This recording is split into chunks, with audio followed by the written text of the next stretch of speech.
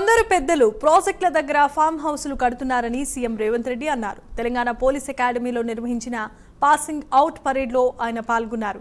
నాలాల ఆక్రమణలతో ఉప్పెనల వరదలు వస్తున్నాయని, దీంతో పేదల ఇళ్లు మునిగిపోతున్నాయని ఆయన ఆవేదన వ్యక్తం చేశారు.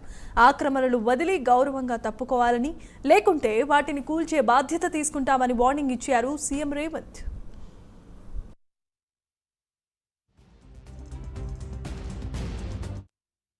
అందించాల్సిన బాధ్యత చెరువులు, కుంటలు, నాలాలను ఎవడెవడో ఆక్రమించుకుంటే వాళ్ళ ఆక్రమణలో చెరబడితే ఇవాళ నగరం మీద ఉప్పెనై వరదలు వస్తున్నాయి. ఆ వరదలు ఎక్కడికి వెళ్తున్నాయి? బస్తీలో ఉన్న పేదోళ్ళ ఇళ్లకు పోతున్నాయి. పేదోళ్ళు జీవితకాలం కష్టపడి సంపాదించుకున్న ఫ్రిడ్జ్, టీవీ, మంచము, బట్టలు, కట్టుకున్న బట్టలతో సహా అర్ధరాత్రి పూట వాళ్ళ ఇళ్లకు నీళ్లు వస్తే తడిసి ముద్దయి అనాథలాక రోడ్డు మీద నిలబడాల్సిన పరిస్థితులు వచ్చినాయి. మున్నేరు వాగు పక్కన ఖమ్మంలో అయినా, వరంగల్ జిల్లాలో అయినా, హైదరాబాద్ నగరంలో అయినా, కృష్ణానది ఒడ్డున మునిగే ప్రాంతాలైనా దుర్మార్గులు ఆక్రమించుకున్న చెరువుల వల్లనే ఇవాళ వరదలు వస్తున్నాయి. అందుకే హైడ్రాను ప్రారంభించడం.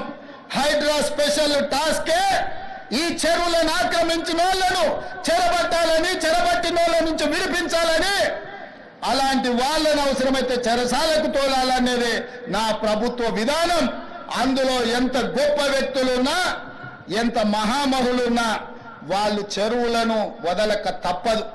అందుకే ఈ వేదిక మీద నుంచి గొప్ప వ్యక్తులకు నేను విజ్ఞప్తి చేస్తున్నా, అయ్యా ఆక్రమించుకున్న చెరువులను మీరే వదలండి, గౌరవంగా పక్కకు తప్పుకోండి, నీటిపారుదల శాఖకు అప్పగించండి, మీకేం కావాలనో పోయి దూరంగా కట్టుకోండి.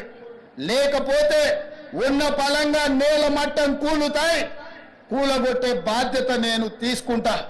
ఇవాళ ఎఫ్టీఎల్లో కానీ, బఫర్ జోన్లో కానీ, నాలాలలో అక్రమంగా నిర్మాణాలు ఏవైతే ఉన్నాయో